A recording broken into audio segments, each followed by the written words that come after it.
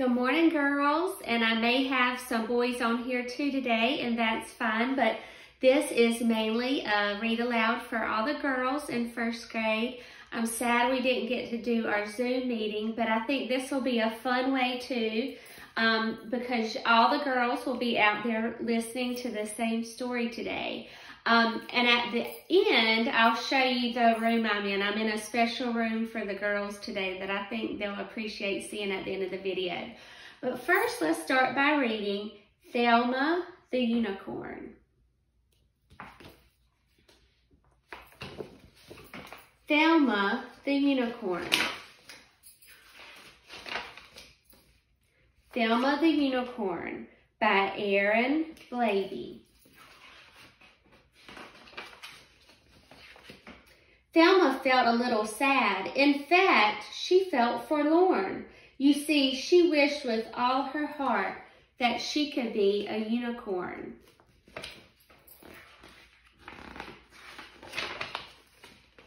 Her best friend's name was Otis.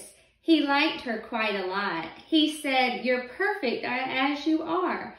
But Thelma said, "I'm not."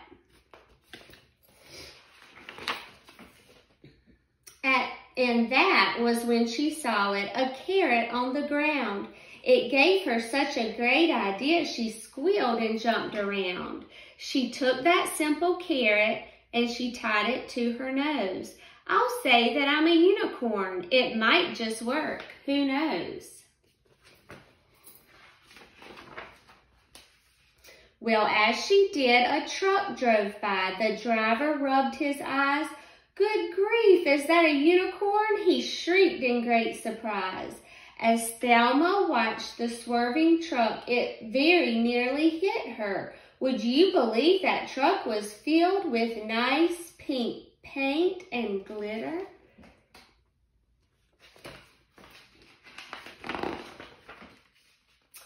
Oh, Thelma looked amazing. She was a unicorn. "I'm special now," she cried out loud, and so a star was born. All across the whole wide world, her fans would cheer her name. Thelma loved it every bit. The fame, the fame, the fame.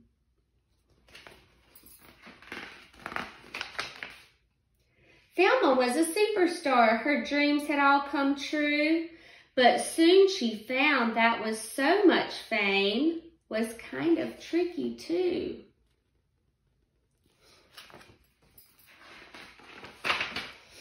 You see, her fans were mad for her. They'd scream and cry and laugh. They'd chase her everywhere she went to get her autograph. In fact, they'd chase her all day long. It never, ever stopped.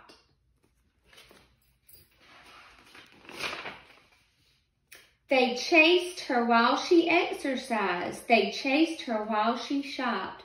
"Please don't chase me anymore," she asked the screaming crowd. "We'll chase you all we want," they said. "We're fans, so that's allowed."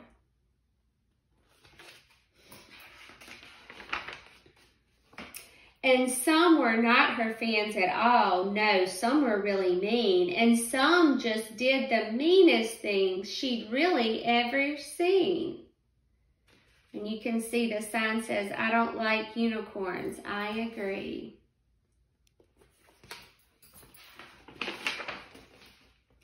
So one dark night she felt quite sad, this famous little pony. She said, "I thought that I'd feel great, but all I feel is lonely."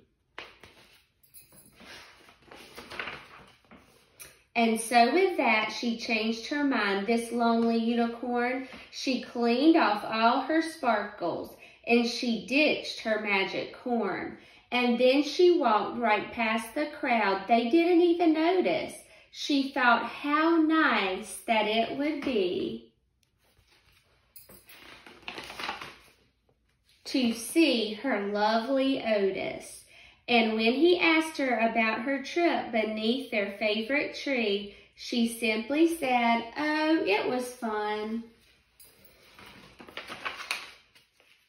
but I'd rather just be me. So I love this book. It's such a great reminder to us. Sometimes as girls, we want to look a certain way, kind of like the movie stars and famous girls do. But this is such a great reminder that we need to be happy with who God made us to be, that God has a special plan for each of us.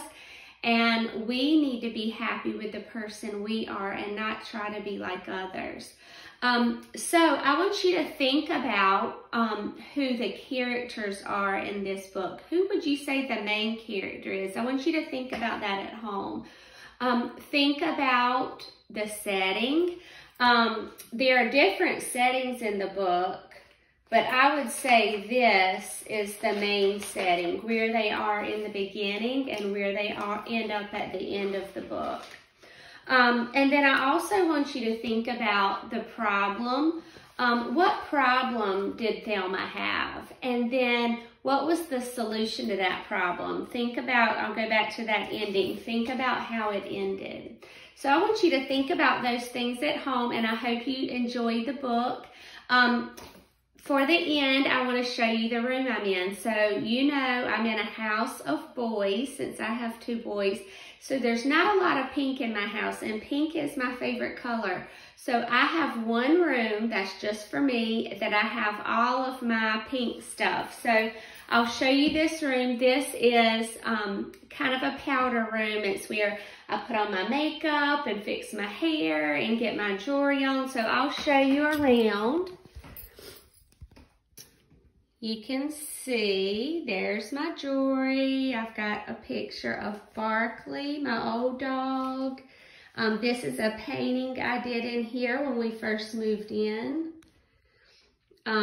You can see a lot of pink. This is my only room I get to have any pink.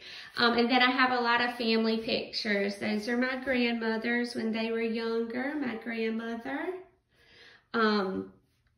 So I thought you would enjoy seeing my room that I'm in. Girls, I miss you so much. I hope you're doing great. I love you and I miss you, and I look forward to seeing you soon.